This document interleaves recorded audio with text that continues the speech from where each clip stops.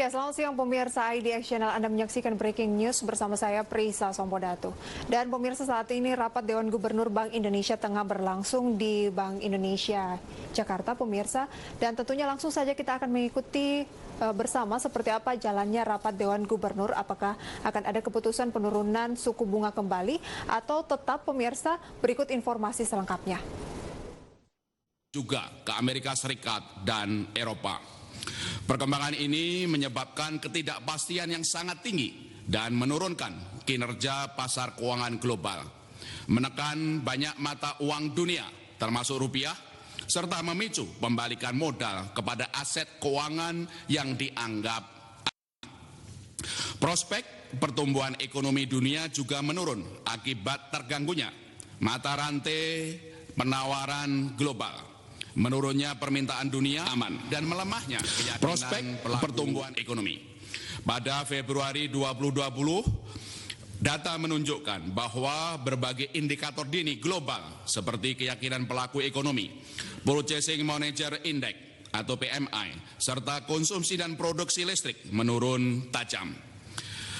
Kami memperkirakan, Bank Indonesia memperkirakan bahwa pertumbuhan ekonomi global 2020 kami revisi ke bawah menjadi 2,5% dari proyeksi semula 3%, dan keduanya itu lebih rendah dari pertumbuhan ekonomi 2019 dengan risiko yang cenderung bisa ke bawah. Namun demikian, pasca berakhirnya COVID-19 di tahun 2021, kami perkirakan bahwa perekonomian global akan kembali meningkat, yaitu akan menjadi 3,7%, lebih tinggi dari perakiraan sebelumnya, yaitu 3,4%. Tidak dapat dipungkiri bahwa COVID-19 juga memberikan tantangan bagi kita di Indonesia di dalam menjaga stabilitas makroekonomi dan sistem keuangan, serta di dalam upaya mendorong momentum pertumbuhan ekonomi domestik agar tetap berdaya tahan. Melambatnya prospek pertumbuhan ekonomi dunia menurunkan prospek pertumbuhan ekspor barang Indonesia. Meskipun pada bulan Februari 2020 meningkat didorong ekspor batubara, CPO, dan beberapa produk manufaktur. Ekspor jasa, terutama sektor pariwisata, diperkirakan juga menurun akibat terhambatnya proses mobilitas antar negara sejalan dengan upaya memitigasi risiko perluasan COVID-19. Investasi non-bangunan berisiko melambat dipengaruhi menurunnya prospek ekspor barang dan jasa serta terganggunya mata rantai produksi termasuk kebutuhan impor. Bank Indonesia mengapresiasi langkah-langkah stimulus baik secara ekonomi maupun fiskal yang ditempuh pemerintah dalam meminimalkan dampak COVID-19 yang bersamaan dengan rencana penyelenggaraan pemilihan kepala daerah secara serentak diperkirakan dapat menopang prospek pertumbuhan ekonomi kita ke depan. Dengan perkembangan tersebut, Bank Indonesia merevisi ke bawah proyeksi pertumbuhan ekonomi dunia pada tahun 2020 dari semula 5,0 sampai 5,4% menjadi 4,2 sampai 4,6%. Saya ulangi, dari semula 5 sampai 5,4% menjadi 4,2 sampai 4,6%. Pasca berakhirnya COVID-19 pada tahun 2021, pertumbuhan ekonomi diperkirakan kembali meningkat menjadi 5,2 sampai 5,6%, 5,2 sampai 5,6%. Antara lain didorong oleh berbagai stimulus, baik dari sisi fiskal maupun dari sisi Bank Indonesia, moneter dan makroprudensial untuk mendorong pertumbuhan, di samping juga upaya pemerintah dalam memperbaiki iklim investasi melalui RUU Cipta Kerja dan Perpajakan. Bank Indonesia terus memperkuat koordinasi dengan pemerintah dan OJK untuk memonitor secara cermat dinamika penyebaran COVID-19 dan dampaknya terhadap perekonomian Indonesia dari waktu ke waktu, serta langkah-langkah koordinasi kebijakan lanjutan yang memang perlu ditempuh untuk menjaga stabilitas makroekonomi dan sistem keuangan, serta menopang pertumbuhan ekonomi Indonesia agar tetap baik dan berdaya tahan. Di sisi eksternal, neraca pembayaran Indonesia pada triwulan 1 2020 diperkirakan tetap baik, meskipun aliran modal asing menurun dipicu oleh tingginya ketidakpastian pasar keuangan global akibat pengaruh COVID-19. NPI yang tetap baik ditopang potensi menurunnya defisit transaksi berjalan sejalan membaiknya neraca perdagangan yang pada Februari 2020 tercatat surplus 2,34 miliar dolar Amerika Serikat, jauh lebih baik dibandingkan dengan capaian bulan sebelumnya yang tercatat defisit 0,64 miliar dolar Amerika Serikat. Sementara itu, aliran investasi portfolio yang masuk hingga Januari 2020 kemudian mengalami pembalikan modal dipicu meningkatnya ketidakpastian global akibat merebaknya COVID-19. Investasi portfolio yang masuk secara neto tercatat sebesar 5,1 miliar dolar Amerika Serikat hingga Februari 2020, namun kemudian menurun menjadi 360 juta dolar Amerika Serikat hingga 17 Maret 2020. Lebih rendah dari perkembangan triwulan 4 2019 yang secara neto tercatat 6,6 miliar dolar Amerika Serikat. Posisi cadangan devisa pada akhir Februari 2020 tetap tinggi sebesar 130,4 miliar dolar Amerika Serikat atau setara dengan pembiayaan 7,7 bulan impor atau 7,4 bulan impor dan pembayaran utang luar negeri pemerintah, serta berada di atas standar kecukupan internasional sekitar 3 bulan impor. Kedepan, Bank Indonesia memperkirakan bahwa defisit transaksi berjalan pada tahun 2020 dan 2021 masing-masing dalam kisaran 2,5 sampai 3% PDB. Penyesuaian aliran modal asing di pasar keuangan domestik pasca meluasnya COVID-19 menekan nilai tukar rupiah sejak pertengahan Februari 2020. Berkurangnya aliran masuk modal asing akibat meningkatnya ketidakpastian pasar keuangan global telah memberikan tekanan kepada nilai tukar rupiah yang melemah sejak pertengahan Februari 2020. Hingga 18 Maret 2020, rupiah secara rata melamah 5,18% dibandingkan dengan rata level Februari 2020. Dan secara point to point harian melemah sebesar 5,72%. Dengan perkembangan ini rupiah dibandingkan dengan level akhir 2019 terdepresiasi sebesar 8,77% seiring dengan pelemahan mata uang negara berkembang lainnya. Dalam hal ini kami ingin memastikan kepada masyarakat, kepada para pelaku pasar bahwa Bank Indonesia terus memperkuat kebijakan stabilisasi nilai tukar rupiah sesuai dengan fundamental dan bekerjanya mekanisme pasar. Kami terus melakukan dan meningkatkan intensitas stabilisasi nilai tukar rupiah melalui triple intervention baik di pasar spot, non-delivery forward, maupun pembelian SPN dari pasar sekunder. Untuk mendukung efektivitas kebijakan nilai tukar tersebut, Bank Indonesia terus mengoptimalkan operasi moneter guna memastikan bekerjanya mekanisme pasar dan ketersediaan likuiditas baik di pasar uang maupun pasar falas. Inflasi tetap rendah dan mendukung stabilitas perekonomian. Inflasi indeks harga konsumen pada Februari 2020 tercatat 0,28% mantuman, lebih rendah dari inflasi bulan sebelumnya sebesar 0,39% mantuman. Perkembangan ini dipengaruhi oleh kelompok inflasi inti yang rendah, kelompok administered prices yang kembali mencatat deflasi, serta inflasi volatile food yang melambat. Inflasi yang inti yang tetap rendah tidak terlepas dari konsistensi Bank Indonesia dalam mengarahkan ekspektasi inflasi, termasuk dalam menjaga pergerakan nilai tukar sesuai fundamentalnya. Deflasi kelompok administrative prices yang berlanjut dipengaruhi oleh penurunan harga tarif angkutan udara dan bahan bakar khusus.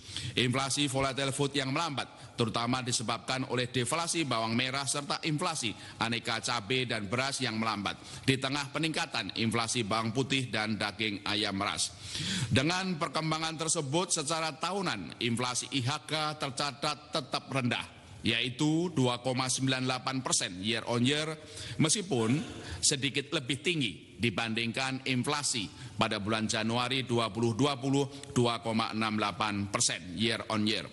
Kedepan, Bank Indonesia tetap konsisten menjaga stabilitas harga dan memperkuat koordinasi kebijakan dengan pemerintah, baik di tingkat pusat maupun tingkat daerah, untuk mengendalikan inflasi tetap rendah dan stabil dalam kisaran sasaran 3% plus minus 1% pada tahun 2020 dan 2021.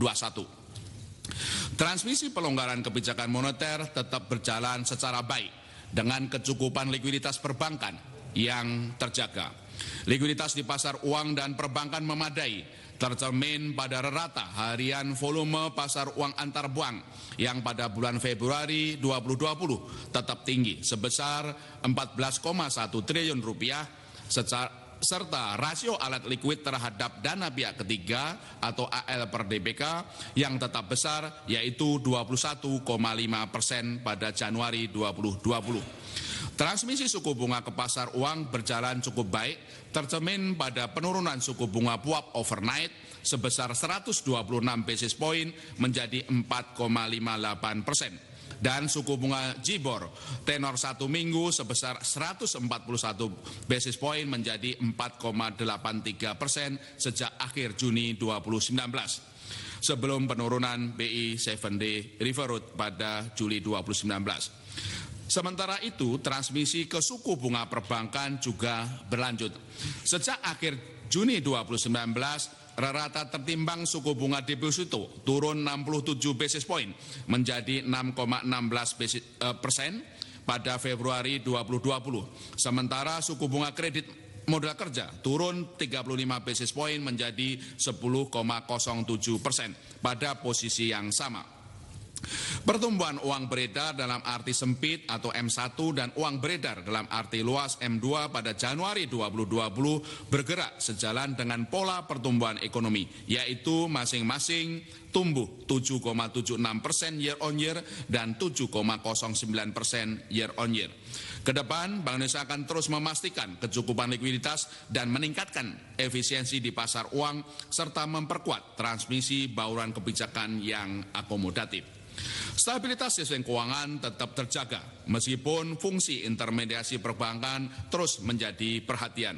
Stabilitas sistem keuangan terjaga tercermin dari rasio kecukupan modal capital adequacy ratio atau CAR di perbankan yang pada Januari 2020 tercatat tinggi, yaitu 22,74%. Dan rasio kredit bermasalah atau non-performing loan (NPL) yang tetap rendah, yakni 2,77% secara gross atau 1,08% secara neto.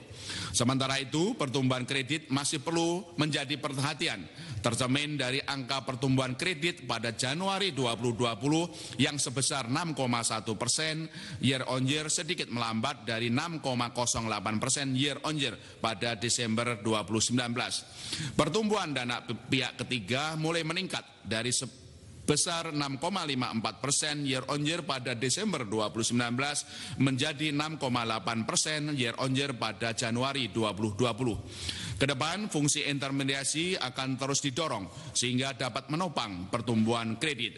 Kredit pada tahun 2020 diperkirakan tumbuh dalam kisaran 6-8%, menurun dibandingkan dengan proyeksi sebelumnya pada kisaran 9-11%, sejalan dengan revisi proyeksi pertumbuhan ekonomi Indonesia pada tahun 2020. Pertumbuhan kredit pada tahun 2021 diperkirakan kembali meningkat pada kisaran 9-11%, didorong oleh perbaikan ekonomi dan pertumbuhan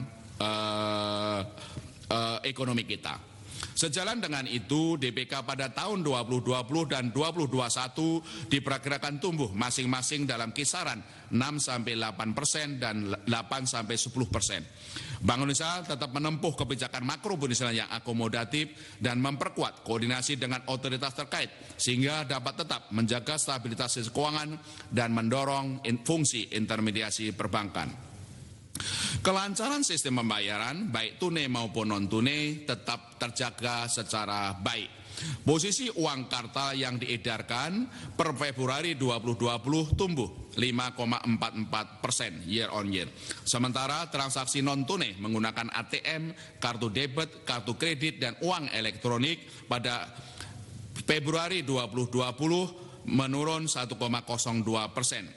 Transaksi uang elektronik tetap tumbuh cepat, mencapai 145,5% year on year, mengindikasikan semakin tingginya preferensi masyarakat terhadap pembayaran digital. Kedepan, Bank Indonesia terus memperkuat kebijakan sistem pembayaran, termasuk kepada upaya memitigasi dampak COVID-19 dengan memastikan operasional sistem pembayaran dan pengelolaan uang rupiah berjalan secara penuh melalui keandalan dan kelancaran sistem pembayaran. Dalam kaitan ini, Bank Indonesia akan terus mendorong penggunaan pembayaran non-tunai serta mendukung program-program pemerintah dalam menyalurkan dana bantuan sosial melalui pembayaran non-tunai. Kawan-kawan media, para ekonom dan masyarakat yang saya cintai, berdasarkan asesmen menyeluruh terhadap ekonomi global, ekonomi makro, stabilitas keuangan, dan berbagai aspek tadi, rapat Dewan Gubernur Bank Indonesia pada 18-19 Maret 2020 memutuskan untuk menurunkan BI 7D reverse repo rate sebesar 25 basis point menjadi 4,5%. Suku bunga deposit facility juga turun sebesar 25 basis point menjadi 3,75%. Dan suku bunga lending facility turun sebesar 25 basis point menjadi 5,25%. Kebijakan moneter tetap akomodatif dan konsisten dengan perakiraan inflasi yang terkendali dalam kisaran sasaran dan sebagai langkah preemptif untuk menjaga momentum pertumbuhan ekonomi. Selain itu, sebagai kelanjutan dari sejumlah stimulus kebijakan yang telah diumumkan pada RDG tanggal 18 dan 19 Februari 2020 dan tanggal 2 Maret 2020, Bank Indonesia kembali memperkuat bauran kebijakan yang diarahkan untuk mendukung upaya mitigasi risiko penyebaran COVID-19, menjaga stabilitas pasar uang dan sistem keuangan, serta mendorong momentum pertumbuhan ekonomi melalui 7 langkah berikut ini. 1. Memperkuat intensitas kebijakan triple intervention untuk menjaga stabilitas nilai tukar rupiah sesuai dengan fundamental dan mekanisme pasar, baik secara spot, domestic non-delivery forward atau DNDF, maupun pembelian SPN dari pasar sekunder. Kedua, memperpanjang tenor repo SPN hingga 12 bulan dan menyediakan lelang setiap hari dalam jumlah berapapun untuk memperkuat pelonggaran likuiditas rupiah perbankan yang berlaku efektif sejak 20 Maret 2020. Ketiga, menambah frekuensi lelang swap falas atau FX swap tenor 1 bulan, 3 bulan, 6 bulan, dan 12 bulan dari 3 kali seminggu menjadi setiap hari, guna memastikan kecukupan likuiditas di pasar uang yang berlaku efektif sejak 19 Maret 2020. Keempat, memperkuat instrumen term deposit valuta asing guna meningkatkan pengelolaan likuiditas valuta asing di pasar domestik. serta mendorong perbankan untuk Ya pemirsa, demikian jalannya live streaming rapat Dewan Gubernur yang baru saja kita saksikan bersama. Salah satu keputusannya pemirsa adalah menurunkan suku bunga BI 7 Days Reverse Repo Rate 25 basis point menjadi 4,5%. Dan saya Prisa Sombodatu, demikian breaking news kali ini pemirsa, dan sampai berjumpa kembali.